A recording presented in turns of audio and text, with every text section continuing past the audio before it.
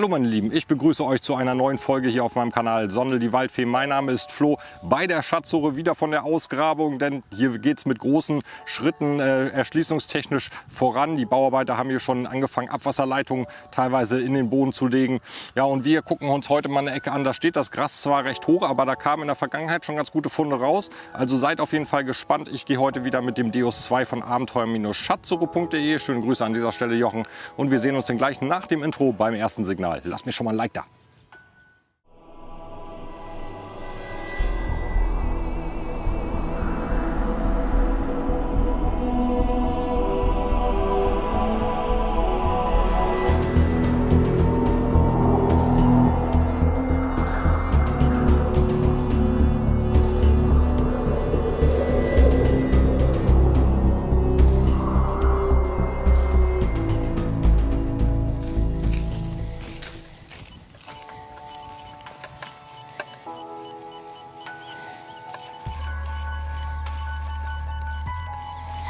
Er Signal.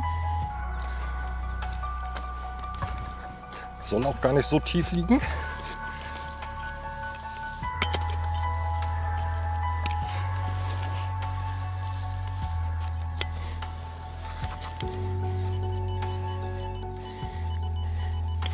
Okay, wir haben es draußen.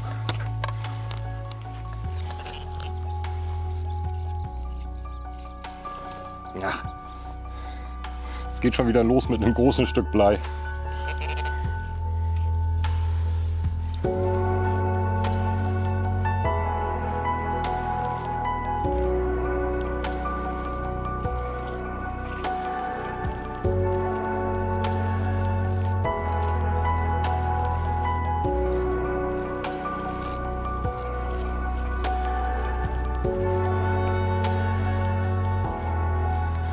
Wir haben hier ein 60er Signal im Aushub.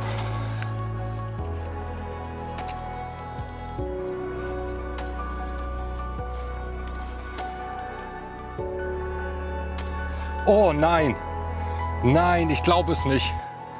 Es ist eine Fibel, aber leider nur eine Hälfte. Oh, eine Kreuzemalienfibel. Oh, schade. Ein mittelalterlicher Fund hier auf der Grabung. Sehr geil, sehr, sehr geil. Der Nadelrast ist noch erhalten auf der Seite. Ein Spitzenfund. Schauen wir uns auf jeden Fall gleich im Studio an. Da hat sich die Arbeit hier gelohnt durch das Dickicht. Richtig geil. Ja, der erste anständige Fund ist gleich ein richtiger Kracherfund hier. Die Hälfte einer Kreuzemalienfibel aus dem 9. Jahrhundert, also so 800 nach Christi Geburt ungefähr. Schöner Mittelalterfund. Wie gesagt, leider nur die Hälfte. Man erkennt allerdings noch so ein bisschen schwarze Emaille auf der Fibel. Ich stelle euch daneben mal eine komplette Kreuzemalienfibel. Die konnte ich nämlich auch schon mal finden. Ich glaube 2015 war es damals noch mit dem Fischer F75 LTD. Und dann schauen wir mal eben drauf. Also ein richtig, richtig toller Fund. Auch immer ein bisschen Hinweis auf die Christianisierung des norddeutschen Raums. Und wir machen weiter mit einer Münze.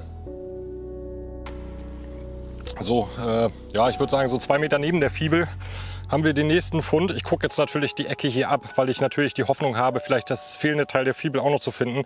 Jetzt haben wir hier noch ein Münzfragment. Lässt sich, glaube ich, nicht mehr allzu viel drauf erkennen. Die ist auch schon ja, sehr, sehr angebrochen. Muss ich mal gucken, ob ich da bei der Reinigung noch so ein bisschen was rausbekomme. Dann gucken wir sie uns an. Ansonsten machen wir weiter dann mit dem nächsten Signal.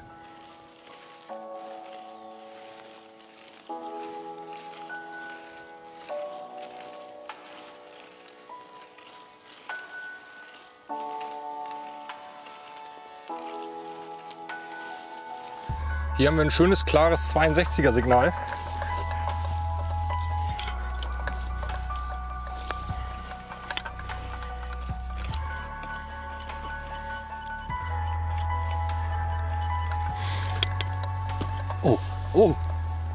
Oh, ich sehe schon im Loch liegen, ist das eine Münze.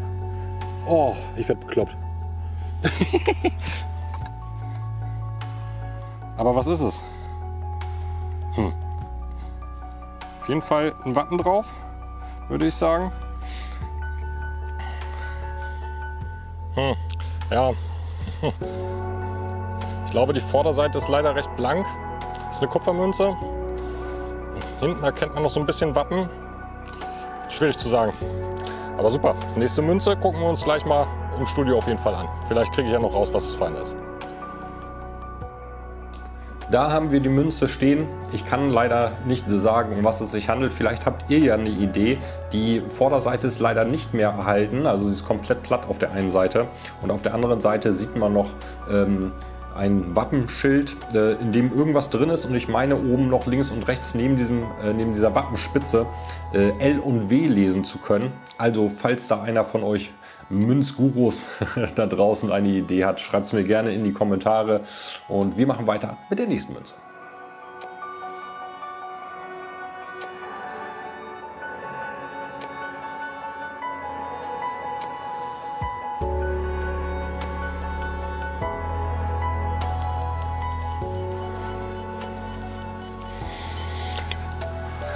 Oberflächliches 86er Signal.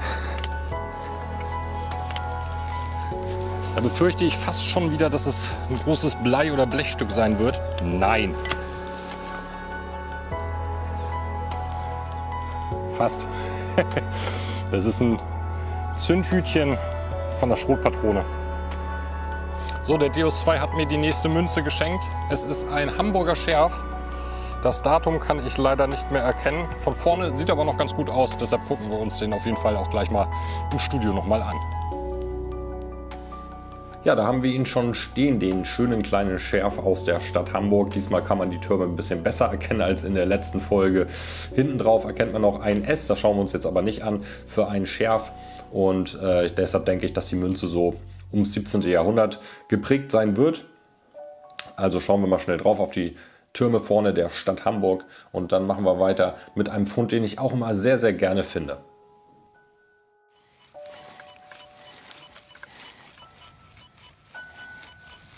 (79er) Signal.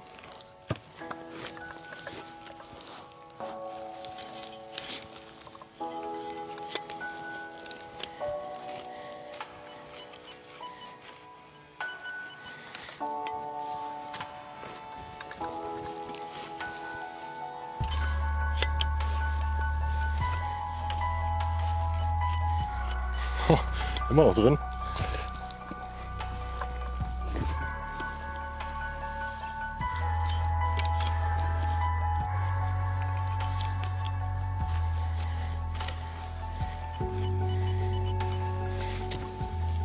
Wo haben wir es?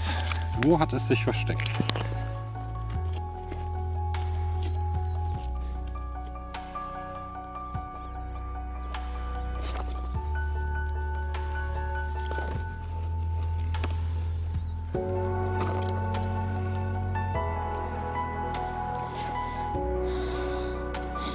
Huch, eine schöne dicke Musketenkugel. Super.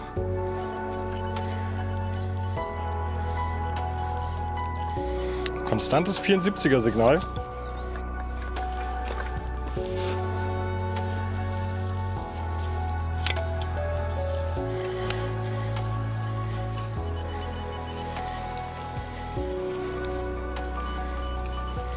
Okay, wir haben es draußen hier an der Seite.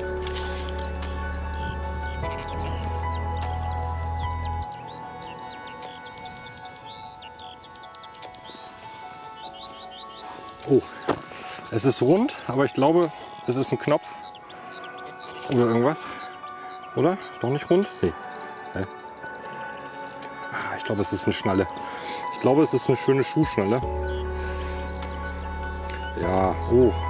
Und noch komplett. Okay.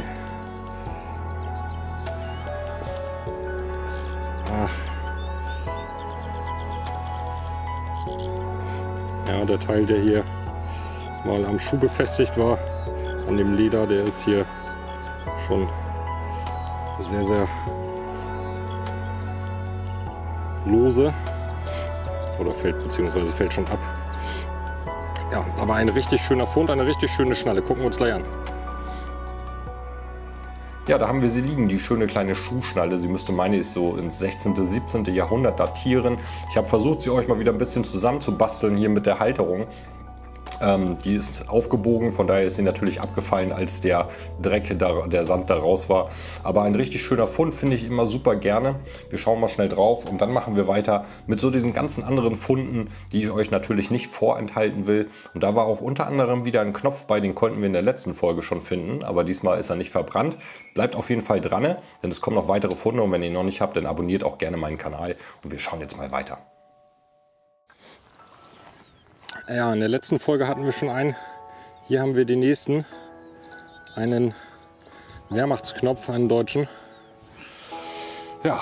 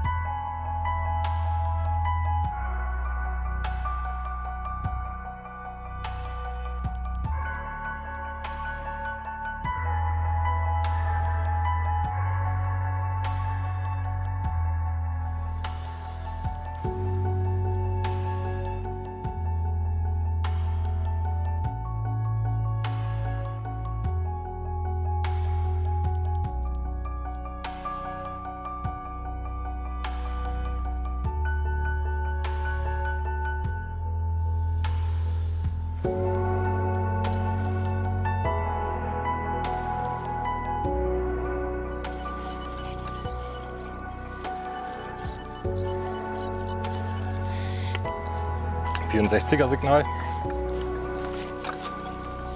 Relativ laut, sehr konstant.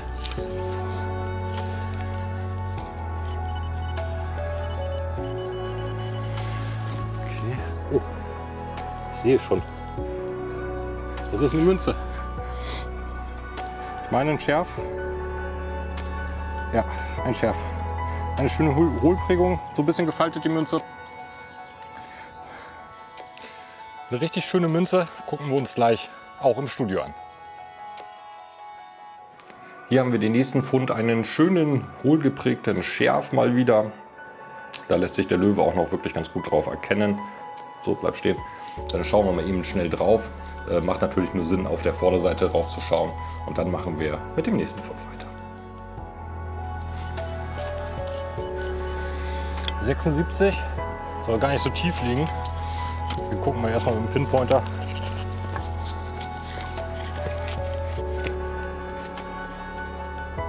Okay, da ist es.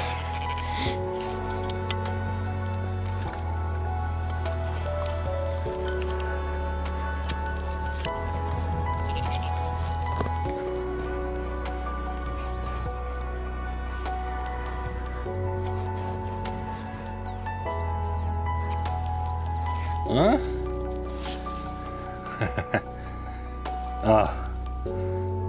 Oder? Oh, es ist ein Bechergewicht. Ich dachte schon zuerst, das ist wieder ein Schrotpatronenhütchen. Nein, das ist ein schönes Bechergewicht. Super. Ja, bei dem nächsten Fund dachte ich zuerst, oh nein, nicht schon wieder der Boden einer Schrotpatronenhülse, aber nein, das ist zum Glück ein Bechergewicht, also eine Art Gewicht, die ineinander gestapelt wurde. Es gab diese Becher in verschiedenen Größen, die konnte man dann ineinander stapeln und dann gab es also ein großes Gefäß, wo drin die alle verschlossen waren. Hier haben wir eins davon und man muss sagen, wir haben damals natürlich noch nicht die ganzen Gewichtseinheiten zum Beispiel in Gramm gehabt. Von daher, ich kann euch jetzt gar nicht sagen, weil diese nicht keine Punze drauf ist oder keine Markierung drauf ist, um wie viel Gramm es sich hier handelt. Ich habe es auch nicht ausgewogen. Aber auf jeden Fall ein schönes kleines Bechergewicht. Und dann machen wir weiter. Es gab noch einen richtig guten Fund, den ich schon ein bisschen länger tatsächlich nicht mehr gemacht hatte. Habe ich mich sehr darüber gefreut.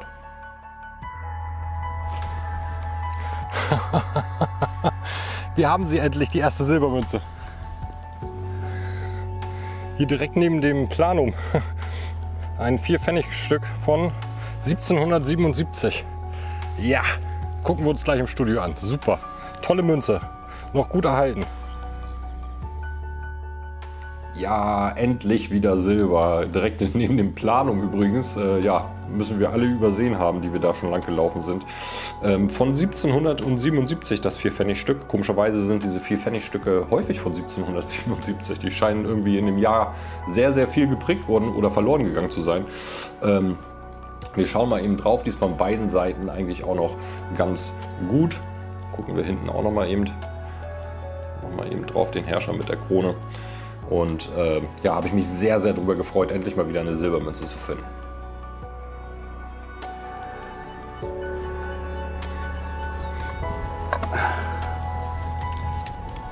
61er Signal.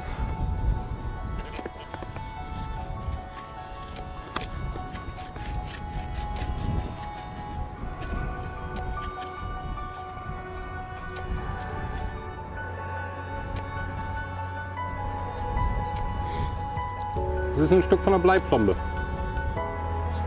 Ja, da konnten wir doch noch mal wieder schöne Funde retten, trotz der widrigen Umstände.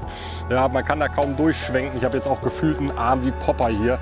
Aber mit dem Fibelfragment, schade, dass es leider keine ganze Fibel ist. Und auch der Silbermünze zum Schluss, die Kirsche auf der Sahnetorte, wenn man so will. Meine Fund-Highlights auf jeden Fall des Tages. Und ich hoffe, euch hat es gefallen. Dann lasst mir ein Like da, schreibt gerne was in die Kommentare. Wenn ihr noch nicht habt, abonniert den Kanal Sondel die Waldfee und auch auf jeden Fall die Glocke aktivieren, dann kriegt ihr Benachrichtigungen bei neuen Folgen. Und ich sage auf jeden Fall danke fürs Ansehen. Hier verlinke ich euch 2 weitere Videos. Wenn ihr sie noch nicht kennt, schaut gerne rein. Grüße gehen nochmal an meinen Sponsor abenteuer-schatzsuche.de. Ich wünsche euch alles Gute. Bis zur nächsten Folge.